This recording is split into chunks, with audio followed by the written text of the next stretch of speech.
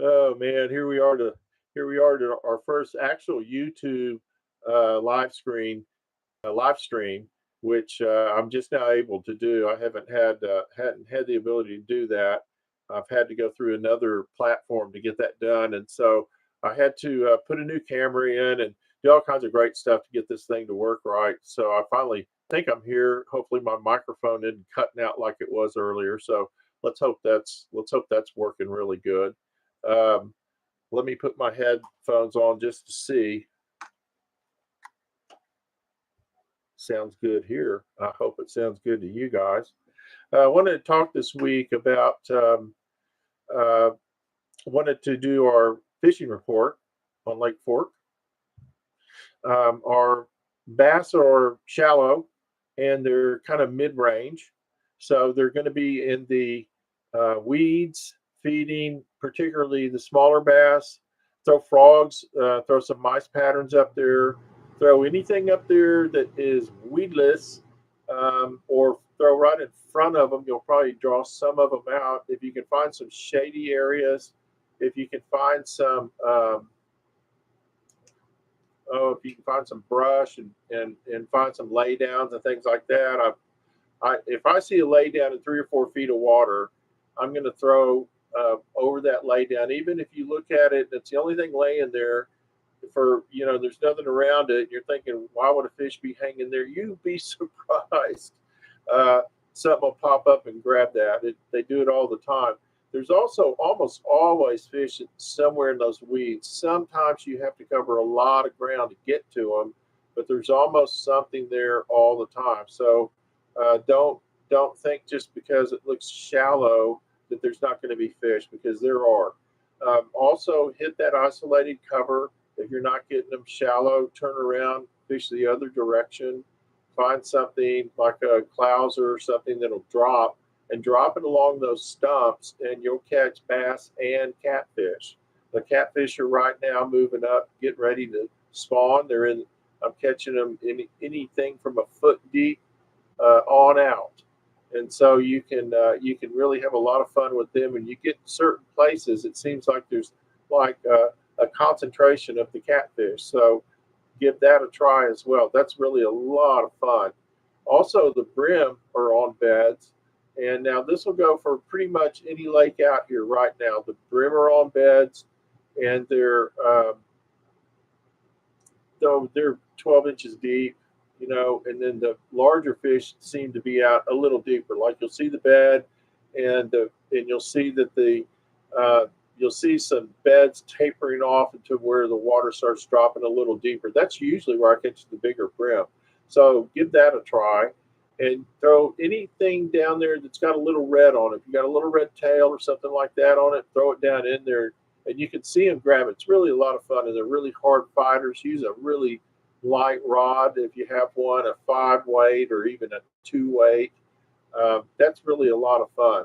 On the lily pads, I'm throwing frogs, and I'm throwing mice and anything that'll.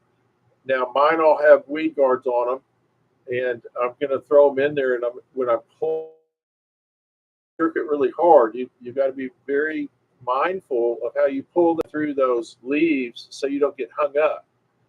Um, you get hung up in one of these big old lilies out here, and you're going to have a problem with the stems, because man, they're hard. So also fish with a 20 to 25 pound leader, and fish with a heavier weight rod, an 8 weight, 10 weight, or larger. Because if you get a big fish in those lilies, you're going to have a heck of a fight on your hands. Plus, that fish is going to go. He's going to wrap you around everything down there. So you need a pretty good heavy rod to do that. And so on Lake Fork and Lake Bob Sandlin, the bass are still near the banks. There's still on Lake Bob Sandlin, you have retaining walls where the bottom of the wall has a footing, and it makes a little ledge down there, and those fish will get down and hang around that ledge. Throw something that'll drop down and get down on that ledge. And also, I take little weedless fish patterns, and I throw them actually in the weeds on Bob Sandlin.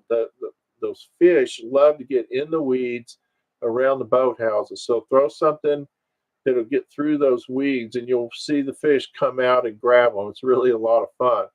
I'm getting to the time of year almost where I fish boathouses a lot more. The hotter it gets and the longer it stays hot and the lower the water gets, the more time I spend around those boathouses. And I use my little old dock knocker, but a small clouser type bait would work. And you can, if you can get it up under that boat dock, just hang on, man, hang on, because they're gonna slam it. That's a lot of fun. Now you're going to lose some baits, and it's hard to kind of figure out the right size line for the bait and not getting tangled up in something and broken off. But that's part of the fun of it. Use anywhere from a 7 weight up. That's generally what I throw on this lake, on Lake Fork, and on Lake Bob Sandlin. Now, on Lake Fork, I do it because I've got a lot of underwater obstructions, and those bass, when they go to bass school, the first thing they teach them at bass school is wrap a stump. That's the first thing they do every time, especially when you get a big one. So don't be afraid to use. They're not real line sensitive, so don't be afraid to use a bigger leader. We're coming into the holiday season. It's going to be Memorial Day. And on Memorial Day weekend, a lot of times it's the first time people are getting out on the water, and they're with their family and they're having a great time, and they may not be thinking clearly. They may be having a couple of cold beers before they get out there and start driving that boat. Um, it's really a bad idea. Let someone that hasn't been drinking drive the boat. Be safe. These boats are super, super dangerous.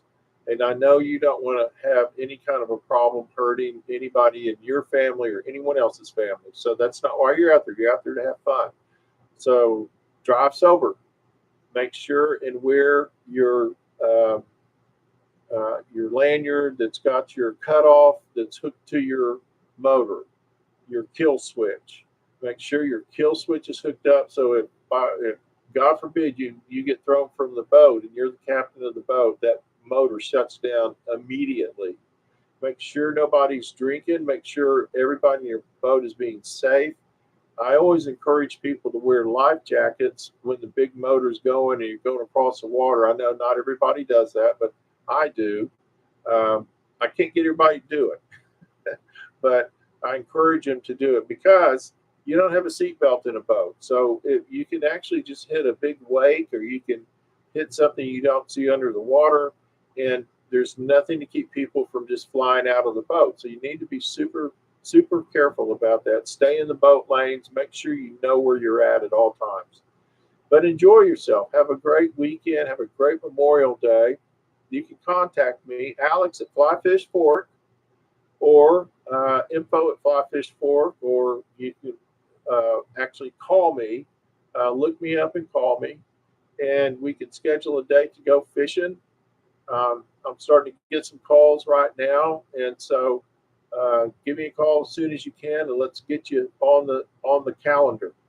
I hope you have a great day and a safe weekend. Enjoy yourself, and make sure and like these videos if you enjoy them. Subscribe to the channel if you're enjoying it. I promise I'll get better at doing these videos. This is my third shot today at this one because I kept having so many technical problems, but I finally got the worst part of it worked out, I think. If as long as our audio comes out better, then I think we're in good shape. So have a great day. Have a great weekend. Until next week, this is Alex signing off.